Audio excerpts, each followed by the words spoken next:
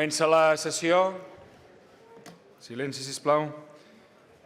L'únic punt de l'ordre del dia d'aquesta sessió plenària és la compareixença del president de la Generalitat davant el ple per informar sobre els darrers esdeveniments de l'actualitat política i judicial.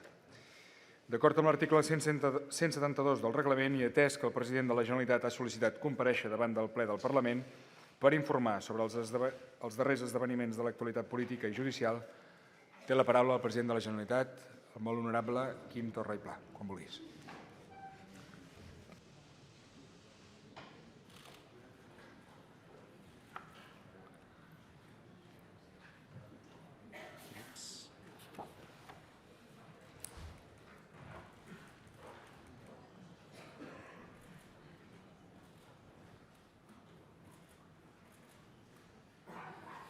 Molt bon dia a tothom, benvolgudes diputades i diputats, president, conselleres i consellers.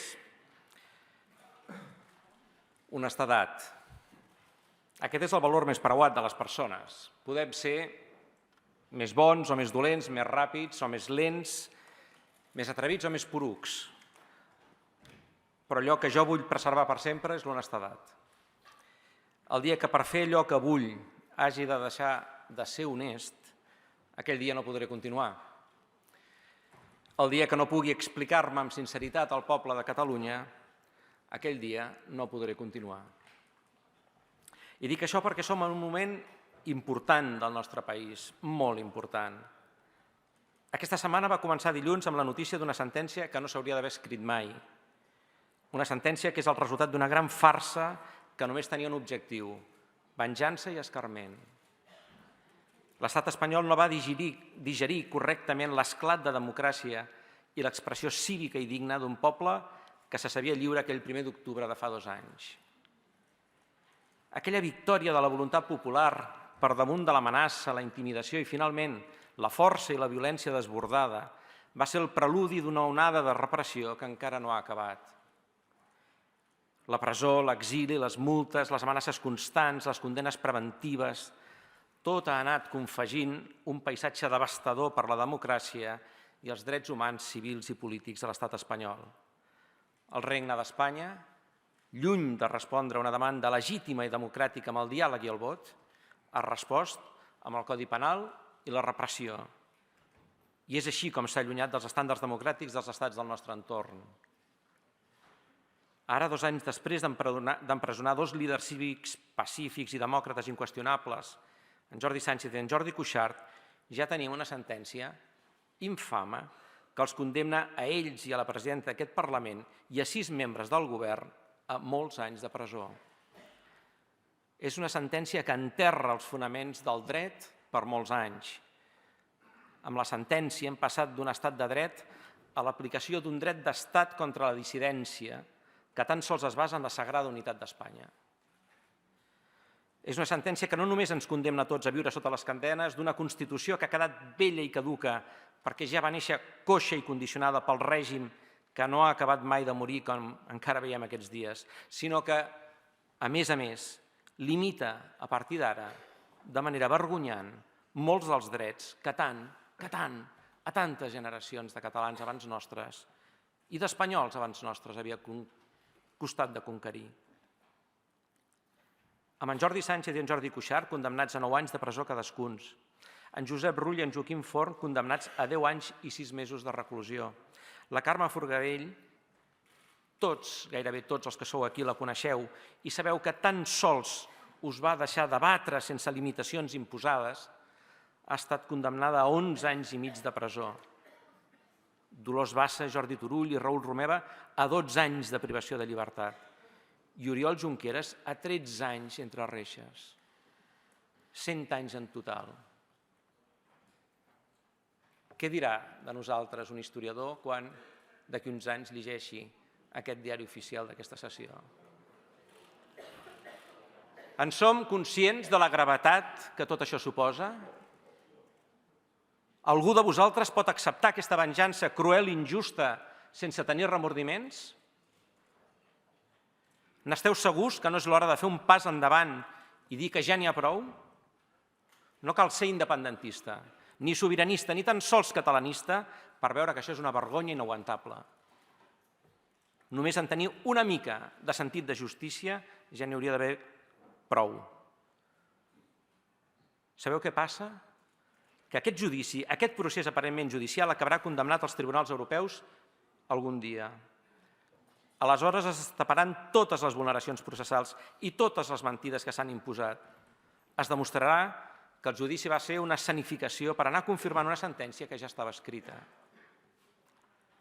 Tot això passarà, però els nostres companys i companyes, persones innocents i pacífiques, demòcrates i honorables, ja hauran sofert anys sense poder estar amb els seus fills, els seus pares i germans i amb totes les seves persones estimades. Encara que s'acabi fent justícia, el mal ja s'haurà fet. Aquests anys de presó ja no els tornarà ningú. Entenc que tots vosaltres, tots els que som aquí, volem que els nostres objectius polítics triomfin. És legítim, és normal, però no hi ha cap projecte polític, per legítim que sigui, que mereixi tancar ningú a la presó per guanyar. Això no és legítim. La repressió per ofegar un moviment polític, democràtic i pacífic no és legítim. És més, els que utilitzen la repressió per guanyar els adversaris fan perdre tota legitimitat al seu projecte polític. En democràcia, més que en cap altre règim, cal ser valent, perquè cal defensar els projectes, les propostes i les idees sense utilitzar dreceres, sense imposar amb la paraula i amb l'única força dels vots, sabent que pots perdre si no tens la confiança o el suport de la gent, perquè és la gent qui et dona la confiança per tirar o no endavant els teus projectes polítics. És massa fàcil i és una falsa drecera voler guanyar imposant i reprimint. Deixeu, doncs, de reprimir, de perseguir, de judicialitzar. Sigueu valents. Per això comparec avui davant vostre amb consternació i amb indignació. Com milers, com milions de catalans senten i viuen ara mateix la reacció a aquestes sentències. Aquest és un moment greu per al país. Consternats i indignats com han viscut el judici aquests darrers 2 anys, senadors i diputats de diversos països europeus que han signat manifestos i han alçat la veu contra aquest judici farsa, i Premis Nobel de la Pau, escriptors i intel·lectuals de tot el món i de les principals organitzacions de drets humans, com l'Oficina de l'Alt Comissionat de les Nacions Unides per als Drets Humans o l'Organització Mundial contra la Tortura, o entitats com l'American Political Science Association, que representa més de 10.000 professors universitaris americans, o l'Associació Internacional d'Advocats Demòcrates. I no puc oblidar els més de 500 parlamentaris i exparlamentaris de 25 països que van signar un manifest demanant la posada en llibertat de Carme Forcadell, o el Pen Club Internacional, l'Associació d'Advocats Europeus Demòcrates o la Comissió Internacional de Juristes, fins a arribar al grup de treball sobre la detenció arbitrària de les Nacions Unides, que van exigir l'alliberament immediat dels presos polítics catalans. El cost per a la reputació de la democràcia espanyola ha estat enorme. El Consell d'Europa ha obert recentment una investigació a Espanya i Turquia sobre la utilització de la justícia contra els polítics dissidents que qüestionen el poder i l'estatus quo. El Consell d'Europa. I només cal veure la informació que els mitjans internacionals estan destacant per adonar-se del pendent pel qual s'ha endinsat sense frens l'estat espanyol. Un exemple, l'editorial del Financial Times de dimarts, demolidor.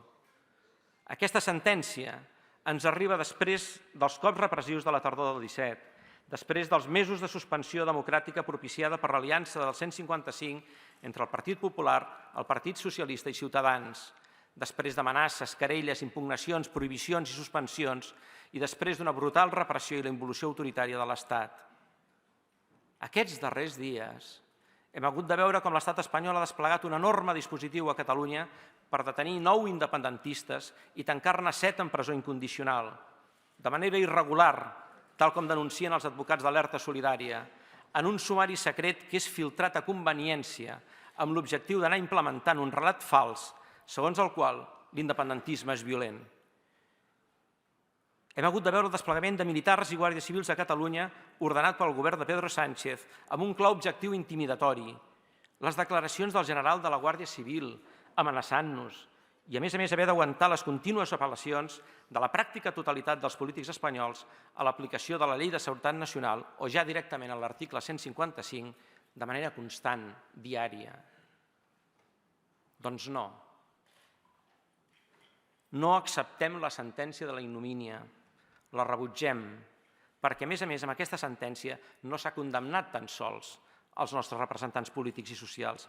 Amb aquesta sentència s'ha condemnat la democràcia i han condemnat els més de 2 milions de persones que van participar en aquell referèndum.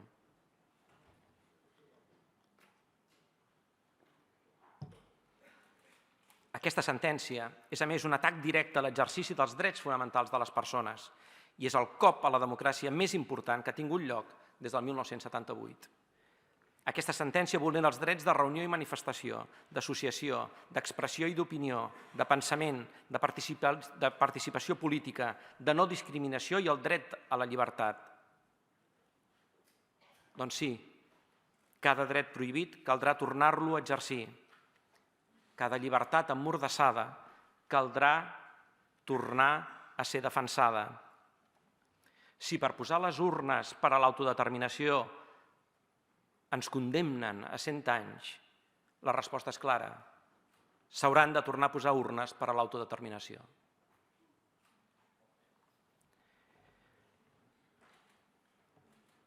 Un dels pocs plaers que encara em permeto és llegir una estona abans d'anar a dormir. Aquests dies llegeixo la biografia de Václav Havel, un polític que suposo que, com la majoria de vosaltres, admireu molt. Altres vegades he citat Havel, que va encapçalar la Revolució de Vellut Txeca i va ser un dels líders europeus del moviment pels drets civils, la no violència i la resistència civil. Havel defensava que cal viure en la veritat, en tant que acte de resistència, de rebel·lió contra la mentida de la qual el mateix poder totalitari n'és presoner. Viure en la veritat permet als ciutadans crear una situació que confon tot el règim i el fa reaccionar de manera inadequada. Per Havel, el poder que té la vida en la veritat és el poder d'acabar amb les estructures repressives, és el poder de retrobar la identitat i la dignitat reprimida. I aquest enorme poder rau al si de cada persona. I aquests són dies, aquestes són hores per viure en la veritat. Des que dilluns passat es va fer pública la sentència que condemna els nostres líders a penes de presó de 100 anys, he pogut expressar en la declaració institucional feta al Palau de la Generalitat el rebuig i la no acceptació de la sentència. Altra vegada hem apel·lat inútilment al diàleg amb el president en funcions del govern espanyol. Malgrat la negativa reiterada de l'Estat, sempre hem estat disposats a parlar i a dialogar sobre aquest conflicte polític que cal resoldre avui més que mai políticament. Apel·lo avui, de nou, al president Sánchez a encarar el conflicte com ho fan les democràcies, parlant i donant veu a la ciutadania, perquè ni la unitat d'Espanya ni la independència de Catalunya poden servir com a excusa per vulnerar els drets de la població ni dels seus representants polítics. Però si els nostres companys i companyes han estat declarats culpables, jo també en soc. I per això, tal com vaig anunciar als membres del govern, he decidit autoinculpar-me. Jo també sóc autor d'aquest fals delicte que se'ls ha imputat. I espero que tots aquells membres d'aquesta cambra que senten ferit el seu anhel de justícia facin el mateix. També, com a president de Catalunya, m'he adreçat per carta a tots els presidents i primers ministres de la Unió Europea, el G20, l'EFTA, per explicar-los la condemna per sedició i malversació als nostres líders socials i polítics. En aquesta mateixa línia, el conseller d'Acció Exterior, Alfred Bosch, ha iniciat una gira i enviarà cartes als ministres d'Afers Estrangers d'aquests mateixos països. No ens aturarem per a difondre al món les decisions del grup de treball sobre la detenció arbitrària de les Nacions Unides, que exigeix la posada en llibertat immediata dels presos polítics catalans.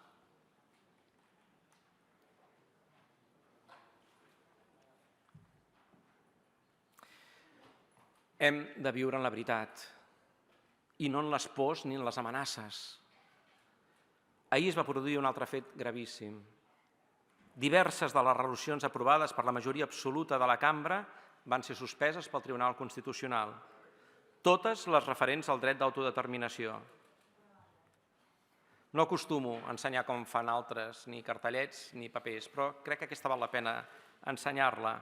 La resolució del Tribunal Constitucional en la qual a tots els membres de la mesa, al govern i a mi mateix se'ns requereix en aquests termes: se les advierte de su obligación de impedir o paralizar cualquier iniciativa que suponga ignorar o eludir la suspensión acordada, apercibiéndoles de las eventuales responsabilidades, incluida la penal, en las que pudieran incurrir.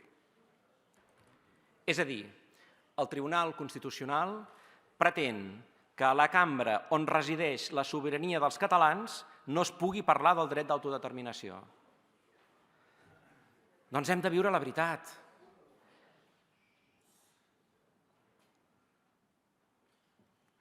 I la veritat és que en aquesta cambra tornarem a parlar, debatre i discutir del dret d'autodeterminació i que de cap manera cap tribunal impedirà a aquest president de Catalunya seguir impulsant totes les iniciatives que cregui convenients sobre el dret d'autodeterminació de Catalunya. No ens podem permetre ni un pas enrere en la defensa del nostre dret inalienable a l'autodeterminació. Jo no penso permetre-ho. I apel·lo també a tots els diputats de la cambra, no només als independentistes, a reaccionar contra aquesta vulneració de la llibertat d'expressió, de la inviolabilitat parlamentària i del nostre dret com a poble a decidir el nostre futur. No ens poden vèncer ni la por ni les amenaces, ni les inhabilitacions, ni el que sigui. Hi ha la dignitat de Catalunya en joc en aquesta qüestió del dret d'autodeterminació i amb la dignitat de Catalunya no s'hi juga. Aquesta és la realitat trista i penosa on ha arribat l'estat espanyol per no voler reconèixer que els pobles, que la gent, té el dret d'escollir el seu futur votant de manera lliure. I d'aquesta realitat trista i penosa n'hem de sortir amb determinació, sense excuses i sense perdre el temps.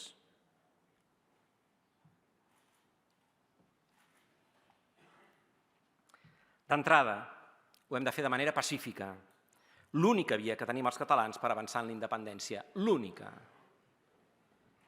Com vaig fer ahir al vespre, vull fer una crida a la calma, a la serenitat i al civisme. Nosaltres, els independentistes, no ens reconeixem en la violència. No és el nostre llenguatge. La refusem com l'hem refusada sempre. No ens representa. Rebutgem i condemnem totes les violències, vinguin d'on vinguin i pretenguin justificar-se com vulguin. Mai no hem tingut cap mania ni cap neguit a l'hora de condemnar la violència, sempre que s'ha produït. De fet, sempre hem estat els primers de fer-ho. Aquí hi ha grups que no ho han fet quan la violència s'ha dirigit contra independentistes o contra persones que participaven en un referèndum. Hi ha uns quants grups aquí, en aquesta cambra, que no han condemnat encara la violència el 1 d'octubre. Per tant, que no ens vinguin a exigir ni a donar lliçons sobre la violència. Sabem perfectament què és, perquè sempre l'hem rebutjat. El moviment independentista, els demòcrates d'aquest país, que refusen la sentència i volen sortir al carrer a expressar-ho, ho han de fer sempre amb serenitat, amb fermesa, civisme i determinació. Som gent de pau i estem tossudament alçats i refusem qualsevol brot de violència que es produeixi. Si hi ha provocadors i agitadors que volen canviar el rumb de les mobilitzacions pacífiques, cal aïllar-los i apartar-los. Caldrà investigar fins al fons per saber qui hi ha al darrere d'aquests incidents. Però que ningú no intenti barrejar les coses.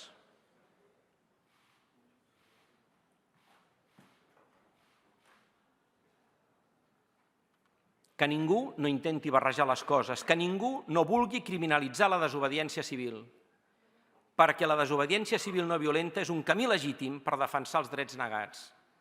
És el camí que van fer servir Gandhi, Martin Luther King, Rosa Parks i molts altres moviments líders i moviments pels drets civils de la població.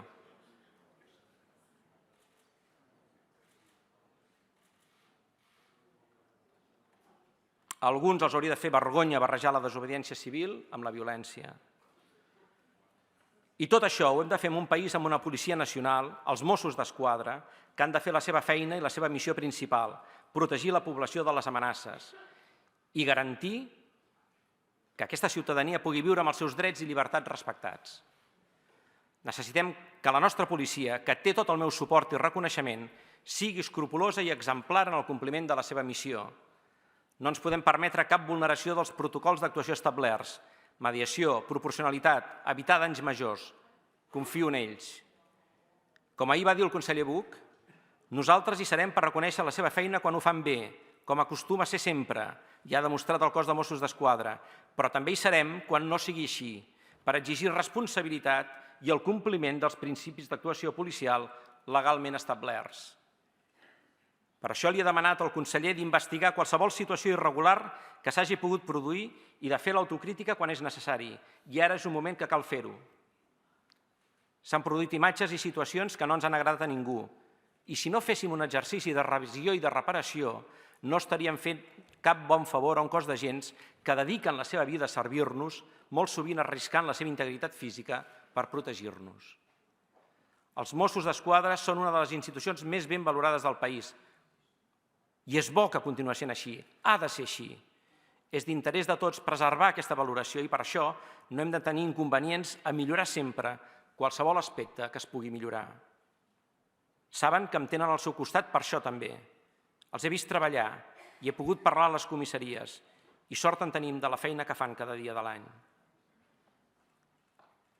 Com deia, som en una situació trista i penosa. Un estat que es diu democràtic i de dret es dedica a vulnerar drets i a saltar-se principis tan fonamentals com la separació de poders.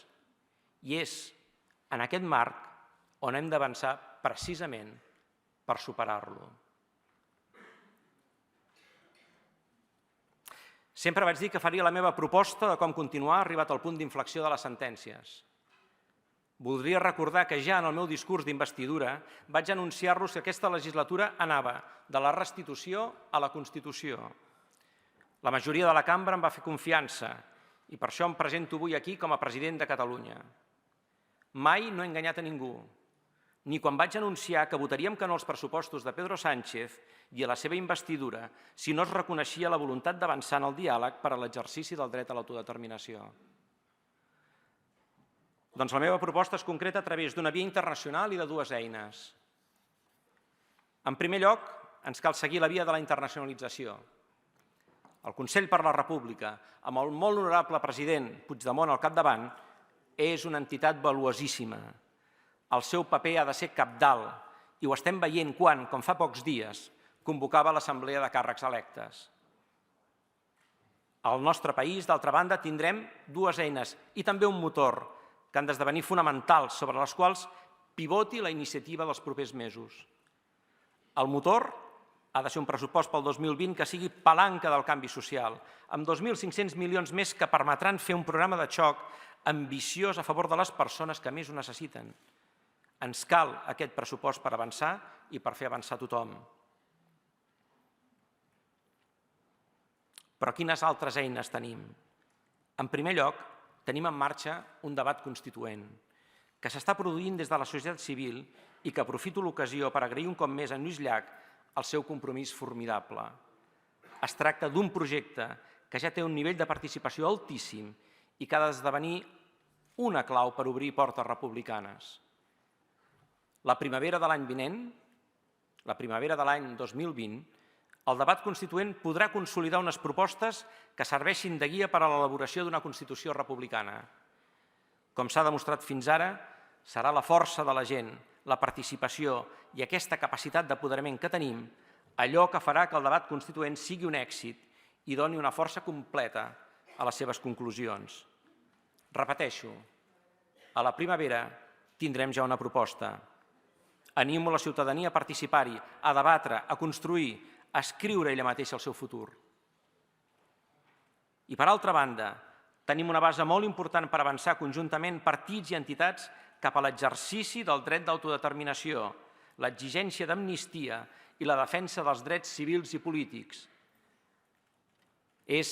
Ha de ser aquell acord nacional que la majoria absoluta d'aquesta cambra va aprovar d'impulsar en una resolució del debat de política general. Un gran acord de país per l'autodeterminació, els drets civils i polítics i l'amnistia, obert a tots els agents polítics, socials i culturals de Catalunya, que agrupi totes les forces partidàries de la democràcia amb els objectius següents. Primer, assentar els consensos necessaris per assolir l'amnistia de totes les persones perseguides per l'exercici dels seus drets polítics, civils i socials. I segon, fixar les vies per a concretar l'exercici del dret d'autodeterminació en el termini més breu possible.